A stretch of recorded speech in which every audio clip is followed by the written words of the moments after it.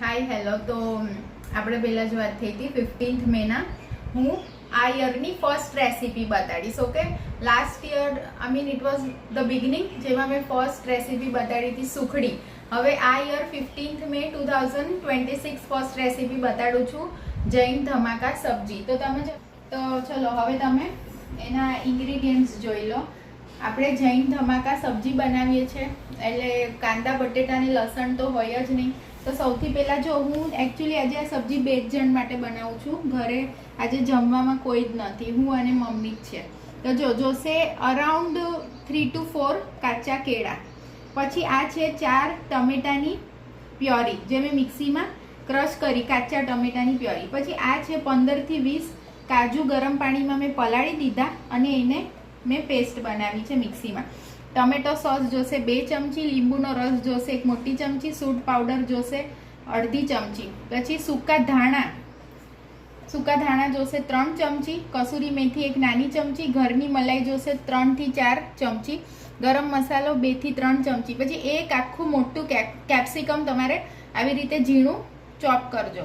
પછી મીઠું સ્વાદ અનુસાર, પછી જોશે તેલ 3 થી 4 ચમચી, ગરમ મસાલો મેં કીધો. ઓકે, પછી જોશે આવી રીતે સૂકા લાલ મરચાં 2, પછી જોશે રેગ્યુલર મસાલામાં ધાણા જીરું, લાલ મરચું પાવડર, હળદર, હિંગ અને આખું જીરું જોશે. રાઈટ, હવે સાંભળો, આ સબ્જીમાં આપણે છે ને થિકનિંગ કરશું કાજુની પેસ્ટથી. 15 થી 20 કાજુને ગરમ પાણીમાં પલાળ્યા હતા મેં અને પછી ક્રશ મિક્સીમાં ચર્ન કર્યા. પણ સપોઝ તમારે કાજુની પેસ્ટ નથી લેવી, તમારા પાસે કાજુ, તો તમે શું કરવાનું, આવી રીતે સાદા ગાંઠિયા આવે છે ને એ તમારે લઈ લેવાના અને મિક્સીમાં ચર્ન કરી દેવાના.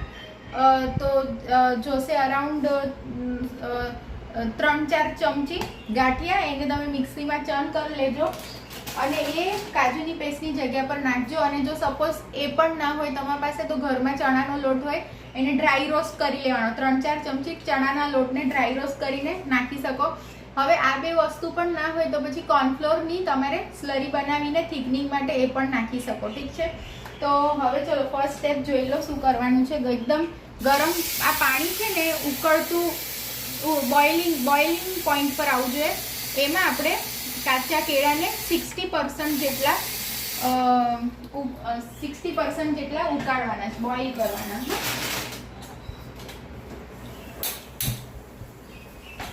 તો એના માટે સૌથી પહેલા આપણે શું કરશું, આ છે કાચા કેળા છે ને, જો આવી રીતે એની સ્કિન સાથે જ આપણે કરવાનું બોઇલ.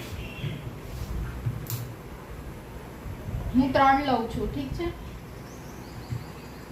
હવે જ્યાં સુધી આ કાચા કેળા બોઇલ થાય છે ને, જો એનું ટોપ અને બોટમ કાઢી લેવાનું. અને કુકરમાં છે ને નહીં કરતા, કાચા કેળા બાફતા નહીં કુકરમાં, કારણ કે એનું એટલું રિઝલ્ટ સારું નહીં આવે. આવી રીતે બહાર તમારે હમણાં જો આ વોટર બોઇલ થશે ને એમાં થોડુંક મીઠું નાખવાનું, થોડુંક મીઠું નાખજો. પછી આપણે સબ્જીમાં બી મીઠું નાખવાનું છે, તો અકોર્ડિંગલી તમારે એવી રીતે કરવાનું.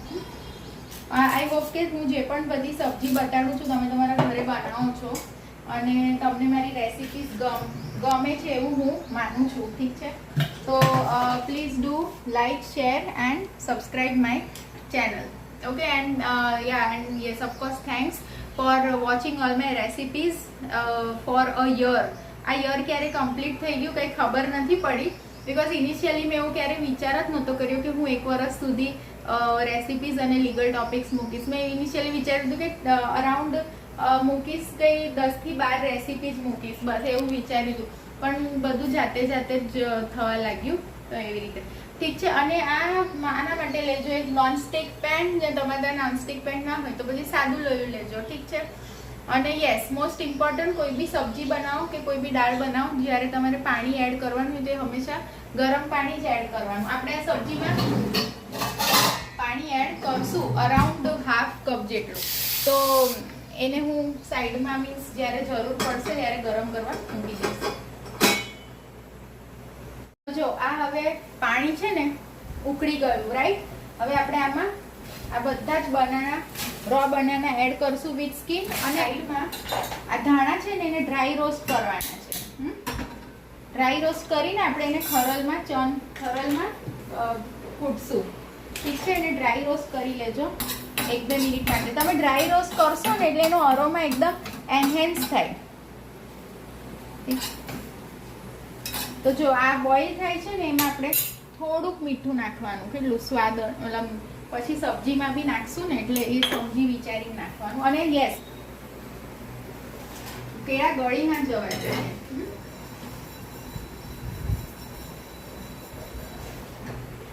હું સંભારમાં અને કોઈ બી સબ્જીમાં સૂકા ધાણા લઉં અને એને ડ્રાય રોસ્ટ કરું, પછી એને ખરલમાં પીસું, પછી સબ્જીમાં એડ કરું. એટલે શું એનો એકદમ એન્હેન્સ થાય એની અરોમા, ફ્લેવર ને બધું. ચલો હવે આપણે એને કરી લઈએ અહીંયા ખરલમાં ચણ.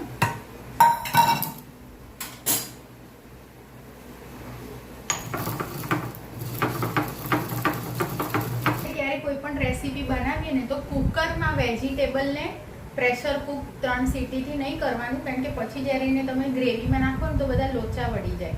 હંમેશા આવી રીતે બહાર બોઇલ કરવાનું. અને ઇનકેસ તમે બહુ જ ઇમરજન્સીમાં છો તો પછી કુકરમાં ચારણી મૂકવાની, નીચે પાણી અને ચારણી પર બધું તમે 2 સીટી કરી શકો. પણ જો ત્યાં આ બનાના બોઇલ 60% થાય ત્યાં સુધી આપણે શું કરશું, ગ્રેવી રેડી કરી દઈએ. લઈ લીધું મેં 4 ચમચી તેલ. હવે તેલ ગરમ થશે ને એટલે પછી હું નેક્સ્ટ સ્ટેપ બતાડું.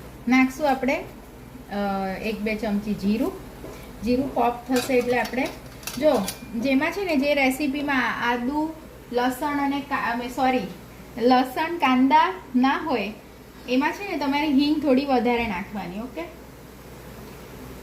હવે જીરું પોપ થઈ ગયું છે એટલે નાખવાની હિંગ થોડીક વધારે. પછી ફ્લેમ લો ડાઉન કરવાની. પછી નાખવાના છે આ ધાણા, અને કંઈ બળવું ના જોઈએ, તમારે ધ્યાન રાખવાનું. ધાણા નાખ્યા પછી નાખવાનું છે, ધાણાને થોડાક આવી રીતે કરજો. પછી નાખવાના આ 2 સૂકા લાલ મરચાં. પછી લો ફ્લેમ પર જ આપણે આ કેપ્સિકમ ઉમેરવાના અને એને સોટે કરવાના અરાઉન્ડ 2 થી 3 મિનિટ.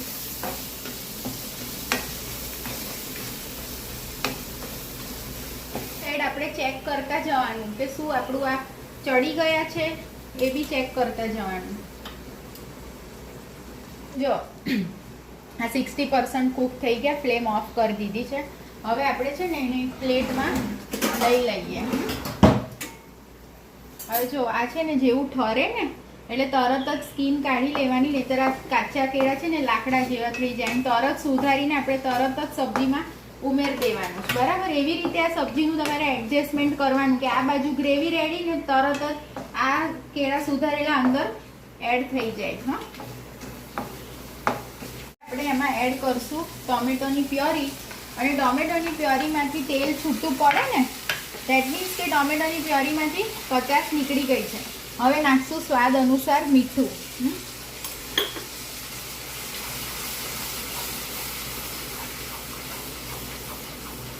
હવે ફ્લેમ થોડી લો ડાઉન કરું ને આની સ્કીન બધી પીલ કરી લઉં. બધું થોડું ફાસ્ટ કરવું પડે આ કામ. એક બાજુ છે ને મેં આ કાચા કેળાની સ્કીન પીલ કરી લીધી ચપ્પુથી, પછી એને આવી રીતે લાંબા સ્ટ્રીપ્સની જેમ સુધારી, અને બીજી બાજુ થોડી વારે આ ટમેટાની ગ્રેવી હું હલાવતી હતી તો તેલ છૂટું પડી ગયું ને તરત જ આપણે આમાં નાખી દેવાની કાજુની પેસ્ટ. બરાબર, તેલ છૂટું પડે ને એટલે સૌથી પહેલાં ઉમેરી દેવાની આ કાજુની પેસ્ટ. અને તરત જ બીજી બાજુ શું કરવાનું, આ ગરમ પાણી છે ને આ પાણીને થોડું ગરમ કરવા મૂકી દેવાનું, આપણને ઉમેરવું હોય આમાં તો.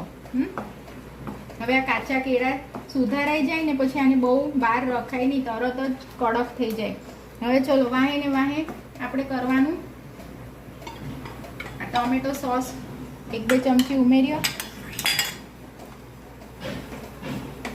પછી રોજિંદા મસાલા ઉમેરવાના, લાલ મરચું પાવડર, પછી ધાણા જીરું, બધું 1-2 ચમચી તમારા સ્વાદ અનુસાર રોજિંદા મસાલા, પછી હળદર, ગરમ મસાલો, ફ્લેમ હાઈ કરી છે મેં, કારણ કે હું કોન્સ્ટન્ટ હલાવીશ. જો આ ગ્રેવી જે હમણાં બનશે ને, તમે અગર ચાહો તો એમાં કેળાના કોફતા પણ ઉમેરી શકો બનાવીને. કાચા કેળાના કોફતા બનાવતા આવડે બધાને.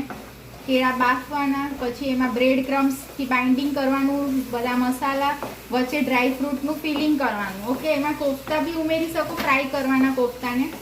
કોફતા બનાવવું બહુ ઇઝી છે, ખાલી એનું ફ્રાઈંગ થોડું ધ્યાન રાખવું પડે તમારે. જો આ થઈ ગયું. હવે આમાં આપણે ઉમેરવાનો સૂંઠ પાવડર. ત્યાં પાણી ગરમ થઈ ગયું છે. પછી આમાં ઉમેરવાની કસૂરી મેથી. પછી આપણે આમાં ઉમેરશું આ ગરમ પાણી, બસ જેટલું જરૂરી છે એટલું જ. થોડુંક ઉમેરી દઉં છું, કારણ કે હજી આમાં કેળા આવશે ને એટલે જોશે. આ થઈ ગયું. યમ યમ છે ને, સ્મેલ તો યમ. ચલો હવે લાસ્ટલી હું આમાં ઉમેરી દઉં છું આ બધા કેળા. તરત જ ઉમેરી જ દેવાના, નહીં તો શું આ બધું છે ને કાચા કેળાને કડક થતા વાર નહીં લાગતી. પછી ફ્લેમ કરશું લો અને આને આપણે રાખશું થોડીક વાર માટે. જો બાકીના જે છે ને કાચા કેળા 60% આપણે કૂક કર્યા, બાકીના 40% આવી રીતે ઢાંકીને હવે કૂક કરશું 5 થી 10 મિનિટ, એટલે 100% કૂક થઈ જશે.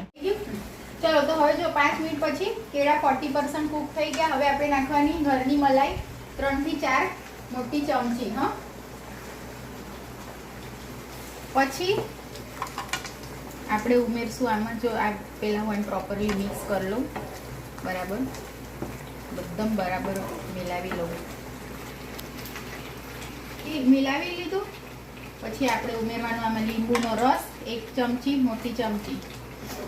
અને લાસ્ટલી સબ્જી રેડી થઈ ગઈ છે. ફ્લેમ લો ડાઉન કરી દેવાની અને એનું ગાર્નિશિંગ કરશું મારી મમ્મીની ફેવરેટ કોથમીરથી. મને કોથમીર જરા બી નથી ગમતી, પણ મમ્મીને ગાર્નિશિંગ બહુ ગમે. મારી મમ્મી ગાર્નિશિંગને બહુ ઇમ્પોર્ટન્સ આપે.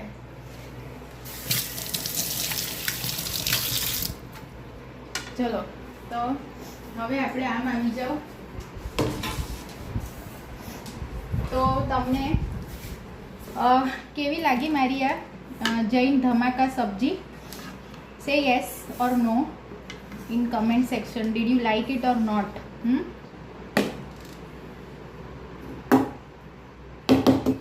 આ છે જૈન ધમાકા સબ્જી. તો પરોઠા તો મેં સવારે ઉઠીને જ કરી લીધા હતા. As I told you previously, that is my department. રોટલી, પરોઠા, ભાખરી, પૂરી. ઠીક છે. હવે ચલો આજની નેચરોપેથી ટીપ લઈ લો. અશ્વગંધાના લીવ્સ. સી ધેર આર 70 પ્રકારના પાન છે ભારતમાં, જેના યુઝ મને 70 પ્રકારના પાનના યુઝ ખબર છે. તો અશ્વગંધાના પાન સવારે ઉઠીને ભૂખ્યા પેટે કાં તો તમે કાચા ખાઈ શકો, કાં તો મિક્સીમાં ચર્ન કરીને પેસ્ટ ખાઈ શકો અને એના પર થોડું હુંફાળું પાણી પી શકો. તો અશ્વગંધાના લીવ્સ 2-3 લઈને ખાવાના. જેને સ્ટ્રેસ રહેતું હોય એના માટે છે, એનેક્સિટી રહેતી હોય એ તો આ સ્ટ્રેસ મેનેજ કરે. ઊંઘની પ્રોબ્લેમ હોય તો એ કરી એની માટે it is very much helpful અશ્વગંધાના લીવ્સ. મેમરી પાવર વધારે, કોન્સન્ટ્રેશન વધારે અને કોગ્નેટિવ ફંક્શન જે બ્રેનનું છે, દેટ ઇઝ કે કોઈ વસ્તુને સમજવાનું, કોઈ વસ્તુ પર વિચાર કરવાનો અને કોઈ વસ્તુ શીખવાનો પાવર અશ્વગંધાના લીવ્સ વધારે છે. ઓકે. અને યસ, કોઈ બી નેચરોપેથી ટીપ હું આપું, બટ તમારા શરીરની પ્રકૃતિ પ્રમાણે તમારે એને જોવાનું કે મને સૂટ થયું કે નહીં. ના સૂટ થાય તો 2-3 દિવસમાં છોડી દેવાનું. Okay. So I hope you liked my first recipe of this year. This was the first recipe of 15 May 2026 Jain Dhamaka Sabji. Have a nice day. Bye.